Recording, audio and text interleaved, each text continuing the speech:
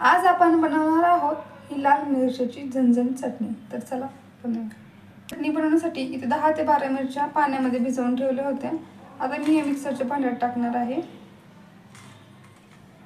आता मी इथे याच्यामध्ये लसणाच्या पाकळ्या टाकते।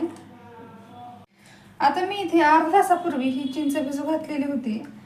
आता याला आंबट गोड चव येण्यासाठी मी ही चिंच भिजू घातलेली चिंच आहे याच्यामधून ही पण याच्यामध्ये टाकत आहे, जेणेकरून आपली चटणी ही आंबट आणि गोड लागणार आहे। चवीनुसार मीठ टाकते। थोडीशी चवीला टेस्ट लागण्यासाठी थोडीशी जिरे टाकते। आता याला मी छान मिक्सरवर बारीक करून घेणार आहे। याच्यामध्ये मी थोडंसं पाणी टाकणार आहे, जेणेकरून ही आपली पेस्ट चांगली बारीक होईल। आणि पुन्हा आता मी ही चटणी अशी मिक्सर वाटाशी बारीक करून घेतलेली आहे।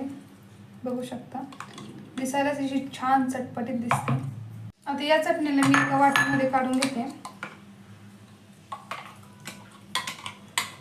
थोडासा गोड टाकूया, जेणेकरून ही चटणी आंबट आणि गोड दोन्ही लागेल। खायला खरंच खूप सुंदर लागते। करून घेते मस्तपैकी।